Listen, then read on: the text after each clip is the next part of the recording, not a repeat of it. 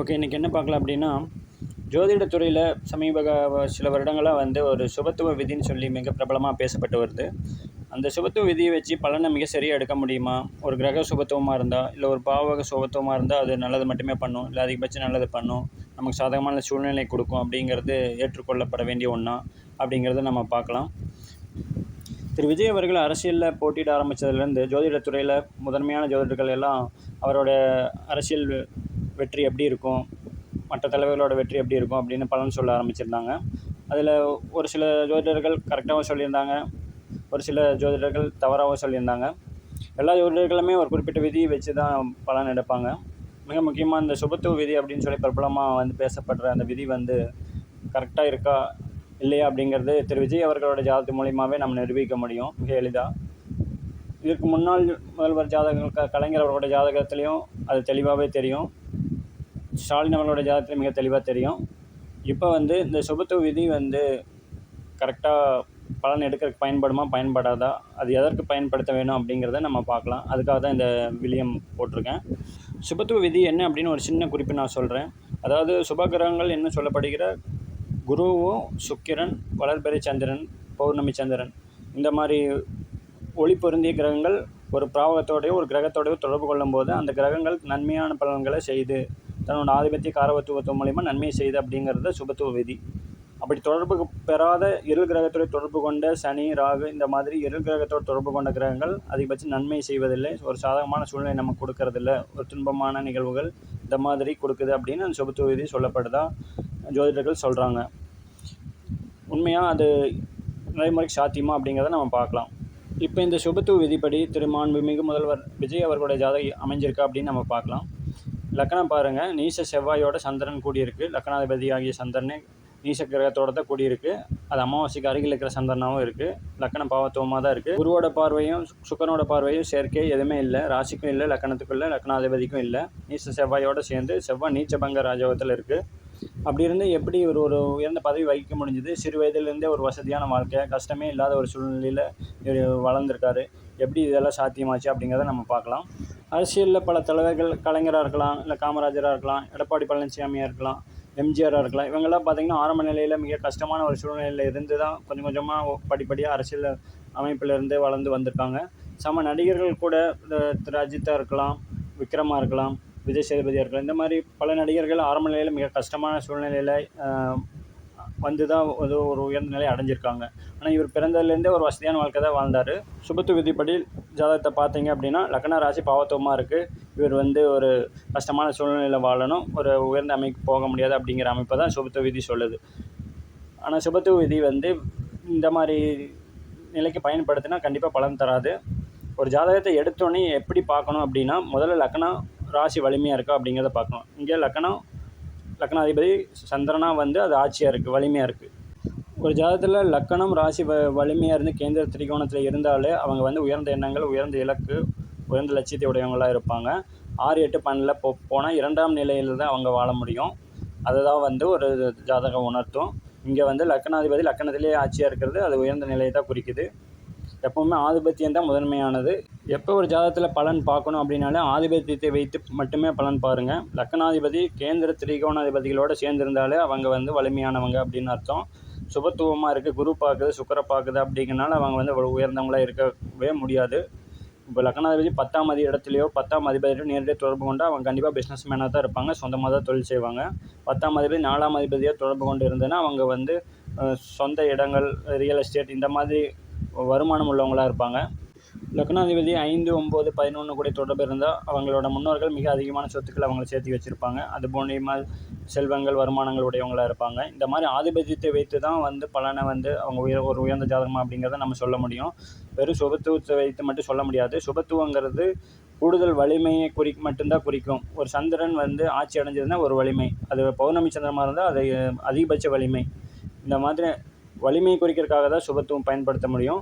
ரெண்டாவது, ஒருத்தவங்களோட கேரக்டர் நல்லவங்களா கெட்டவங்களா, அவங்க எந்த அளவுக்கு நல்லவங்க அப்படிங்கிறது சொல்கிறது அந்த சுபத்துவ விதி மூலிமா சொல்ல முடியும். இவருக்கு மிக உயர்ந்த பதவி எப்படி கிடைச்சது அப்படின்னா, 10ஆம் அதிபதியாகவே செவ்வாயை வந்து லக்ன ராசியோடு நேரடியாக தொடர்பு கொண்டனாலையும் 11ஆம் இடத்துல இருக்கக்கூடிய சுக்கிரனாலையும் 5ஆம் இடத்துல அதிர்ஷ்டத்தை குறிக்கக்கூடிய ராகு திசாபுத்தி நடப்பதனாலே இந்த உயர்ந்த பதவி கிடைச்சிருக்கு. அதுவும் சூரியனோட வலிமை குறைந்ததுனால ஒரு கூட்டணி அமைப்பில் மட்டும்தான் கிடைச்சிருக்க ஒழிஞ்சு நேரடியாக கிடைக்கல. எலெக்ஷனுக்கு முன்னாடியே வீடியோ போட்டிருந்தேன், நேரடியாக இவரால் அதிகாரம் செலுத்த முடியாது, ஒரு கூட்டணி கட்சி தலைவராக வந்து தான் வெற்றி பெற முடியும் அப்படின்னு நான் சொல்லியிருந்தேன். இப்போ அதே மாதிரி தான் நடந்திருக்கு. எப்போவுமே ஆதிபத்தியத்தை வச்சு பலனை கணிச்சிங்கன்னா மிக தெளிவாக வரும். நிறைய பேர் சுபத்துவ விதியை வைத்துக்கொண்டு ஏன் எனக்கு திருமணம் ஆகலை அப்படின்னு பார்த்துட்ருக்காங்க.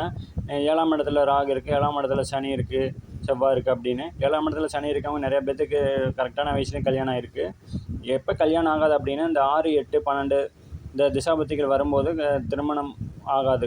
ஏன்னா 6, 8 எப்பயுமே துன்பமான நிகழ்வு, துன்பமான மனநிலை தான் நமக்கு தொடர்ந்து கொடுத்துட்டே இருக்கும். அந்த காரணம் அந்த இடத்துல இருக்க திசாபுத்தி நமக்கு அந்த துன்பமான மனநிலை கொடுக்கணுங்கிறதுக்காக நம்ம ஆசைப்படுற விஷயம் நமக்கு கிடைக்காம தடுத்துகிட்டே இருக்கும். கேந்திர திரிகோணாதிபதி 11ஆம் அதிபதி இடத்துலையோ அந்த அதிபதிகள் திசை வரும்போது நமக்கு திருமணம் ஆகும். இந்த இளமையில் 5, 9, 11 இந்த மாதிரி திசாபுத்திகள் வந்து இளமையில் 20 வயசுக்கு மேலே ஆரம்பிக்கிறவங்க எல்லாத்துக்குமே இயல்பாக திருமணம் அடைஞ்சிரும். 6, 8, 12 திசாபுத்திகள் வந்து 20 வயசுக்கு மேலே ஸ்டார்ட் ஆகிற யாருக்குமே வந்து மேரேஜ் வந்து சீக்கிரமாக நடக்காது, லேட்டாக தான் நடக்கும். இந்த மாதிரி ஆதிபத்தியத்தினால மட்டும்தான் ஒரு சுப நிகழ்ச்சியோ நமக்கு பிடித்த எதிர்பார்த்த விஷயங்கள் நடக்க போகிறதுக்கான காரணமோ ஒழிய சுபத்துவம் கண்டிப்பாக கிடையாது. சுபத்துவம் வந்து ஒரு ஒன் ஆஃப் த விதி தான், அது ஒன் ஆஃப் த ஃபார்முலா மாதிரி. எல்லா கணக்குக்கும் ஒரே ஃபார்முலா வச்சு ஆன்சர் கண்டிப்பாக கொண்டு வர முடியாது.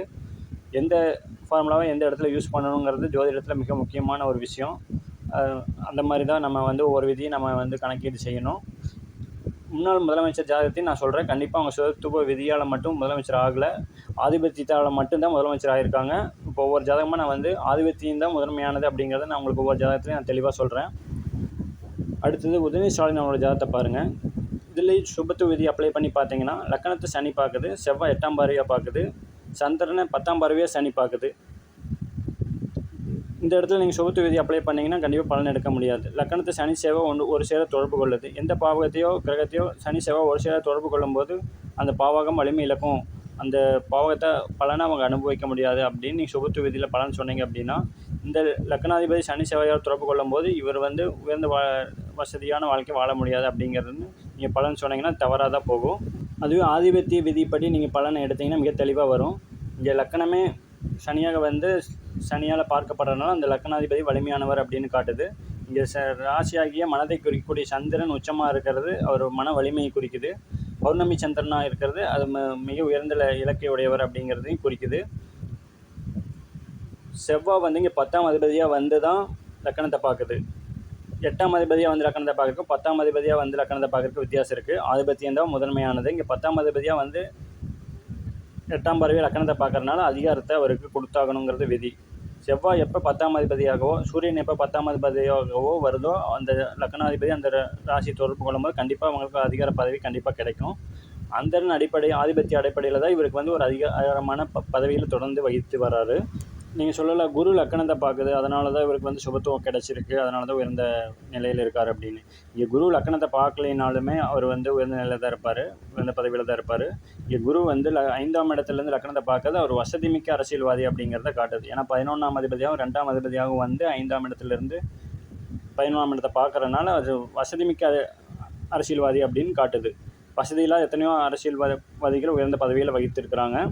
அந்த குருவை வந்து அதை மட்டும்தான் குறிக்குது. சுபத்துவ விதி எப்போவுமே மிக முக்கியமாக பயன்படுத்துறது வந்து லக்கணம் எந்தளவுக்கு வலிமையாக இருக்குது, ஒரு கிரகம் பாவகம் எந்தளவுக்கு வலிமையாக இருக்கிறது, ஒரு ஜாதகர் எந்தளவுக்கு நல்ல எண்ணங்களோட பிறருக்கு உதவி செய்கிற மனப்பான்மை இருக்கா, சேவை செய்கிற மனப்பான்மை இருக்கா அப்படிங்கிறத கணக்கிடுறதுக்காக பயன்படுத்தக்கூடிய ஒன்று.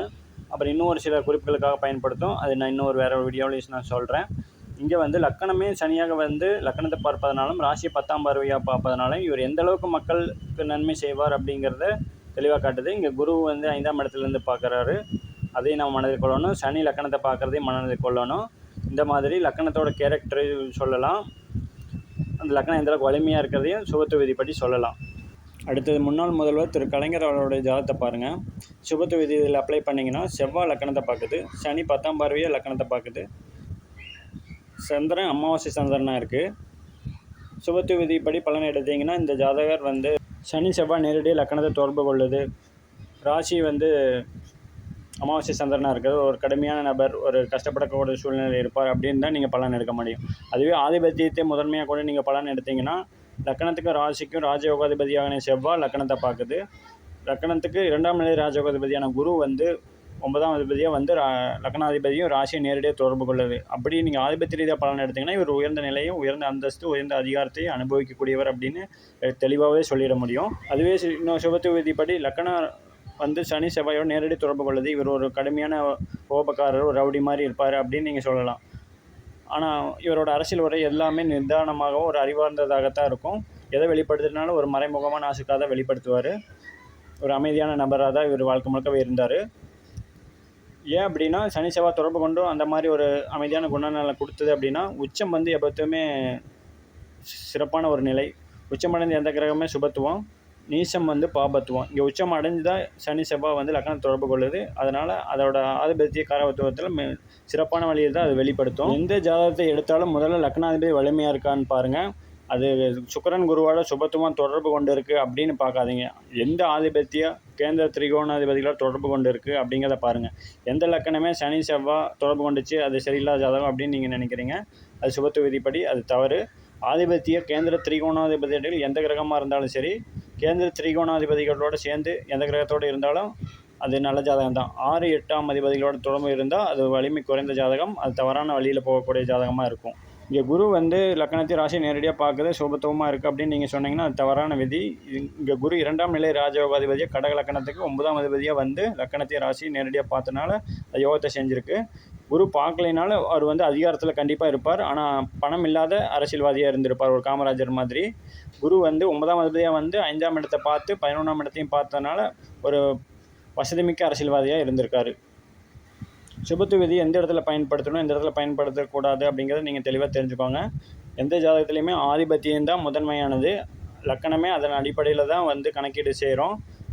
ஒவ்வொரு பாவகமும் ஆதிபத்தியத்தை வைத்து தான் கணக்கிடப்படுது. ஆதிபத்தியம் தான் முதன்மையானது. சுபத்துவம் வந்து ஒரு கிரகத்தோட வலிமை அறிவதற்கும் ஒரு ஜாதகரோட குணநலன்களை அறிவதற்கும் மட்டும்தான் பயன்படுத்த முடியும். இன்னும் சில காரணங்களுக்காக பயன்படுத்த முடியும். அது நான் வேற ஒரு வீடியோவில் வேற ஒரு தகவலோடு நான் உங்களுக்கு சொல்கிறேன். சேனலை சப்ஸ்கிரைப் பண்ணாங்க, சப்ஸ்கிரைப் பண்ணிக்கோங்க.